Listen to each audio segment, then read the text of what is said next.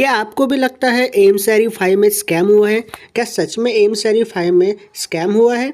जो अभी हाल ही में एमएस-5 की एग्ज़ाम हुई थी, अब उसका रिज़ल्ट हमें देखने को मिल गया है, उसका रिज़ल्ट पब्लिश हो चुका है।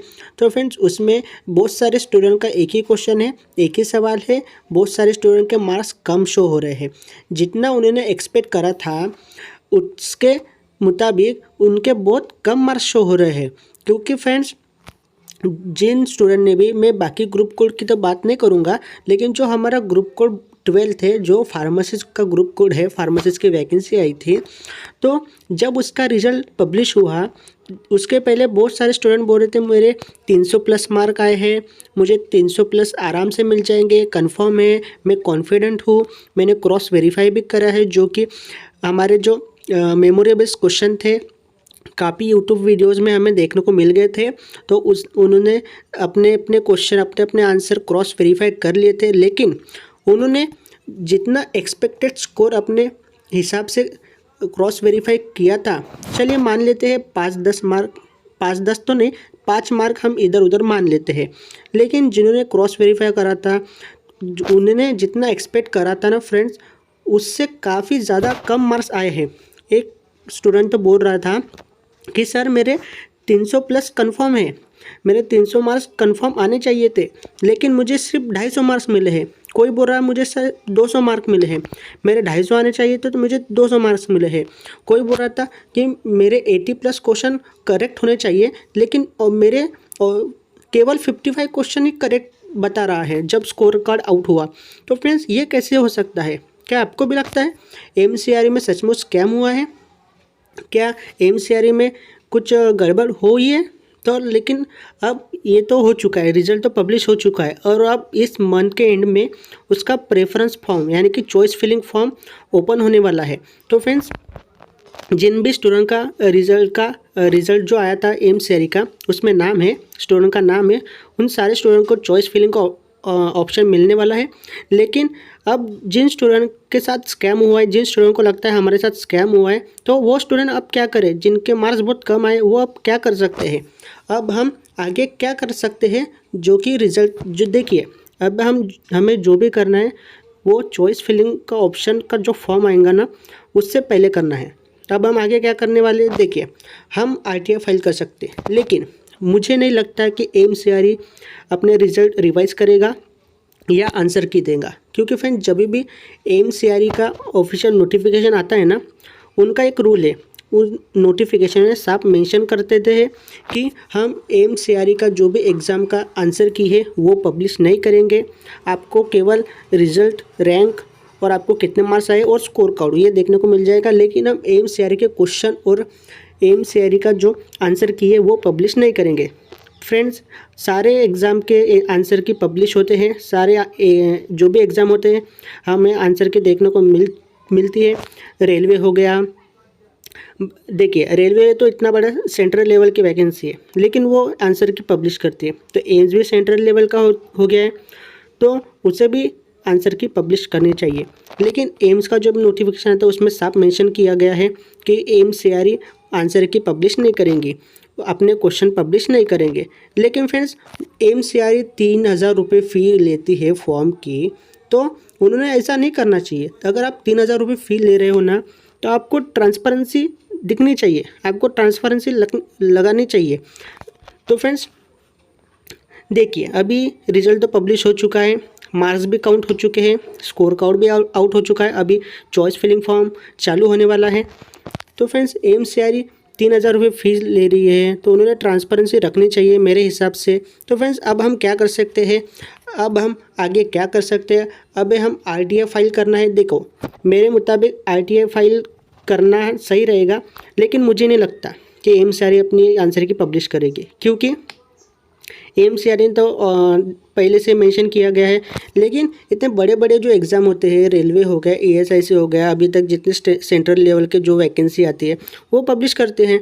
तो फिर इनको भी अपना रूल चेंज करना चाहिए, क्योंकि ये बहुत बड़ी फ़ीस लेती है। 3000 रुपये फ़ीस रहती है एप्लीकेशन फॉर्म की। आज तक कोई भी एग्ज़ाम इतनी बड़ी फ़ीस नहीं लेता है। तो इतनी बड़ी फ़ीस लेता है तो उसका कोई बच्चों को फ़ायदा मिलना चाहिए ना। आगे जो एमसीआरई 6 आएंगे उसमें भी ऐसा घोटाला होगा, उसमें भी ऐसा स्कैम होगा, बराबर ना।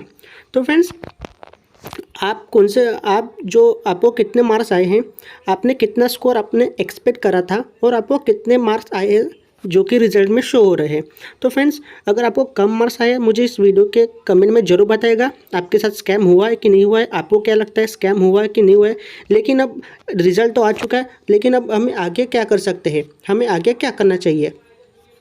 तो चलिए देखिए, हम RTI फाइल करेंगे। RTI फाइल अगर मैक्सिमम स्टूडेंट रहेंगे, आपने सारे दोस्तों को बताना है कि आपको भी RTI फाइल करना है। तो मैं आपको RTI फाइल कैसे करना है तो फ्रेंड्स मैं आपको बताता हूँ, उसके स्टेप मैं आपको बता देता हूँ। तो देखिए ये कुछ स्टेप्स है, आपको RTI फाइल कैसे करना है मैं आपको बता देता हूँ। देखो स्टेप 1 में ये जो RTI की ऑफिशियल वेबसाइट है ना, इस पर आपको जाना है। देखिए RTI online.gov.in इस ऑफिशियल वेबसाइट पे जाना है। RTI की ऑफिशियल वेबसाइट है। उसके बाद आपको सबमिट रिक्वेस्ट बटन पे क्लिक करना है। ओके, उसके बाद आपको फ्रेंड्स ऐसा सिलेक्ट का ऑप्शन आएगा, सिलेक्ट का टैब आएगा, उस पर आपको क्लिक करना है। उसमें आपको सर्च क्या करना है, एम्स करना है। एम्स करके all India institute of medical science ये टैब आपको तो वहाँ पे शो हो जाएगा, उस पर आपको क्लिक करना है। उसके बाद फ्रेंड्स आपको अपने पर्सनल डिटेल्स जो भी मांगा जाएगा, नाम हो गया, मोबाइल नंबर हो गया, एड्रेस हो गया, फ़ोन नंबर हो गया, तो फ्रेंड्स ये सारे आपको पर्सनल डिटेल्स भर देना है। उसके बाद फ्रेंड्स आपको स्टेप नंबर 5 में RTI.gov.in में आपको रिक्वेस्ट ID मिल जाएंगे। ठीक है, रिक्वेस्ट ID मिल जाएंगे। उसके बाद आपको right your RTI request clearly.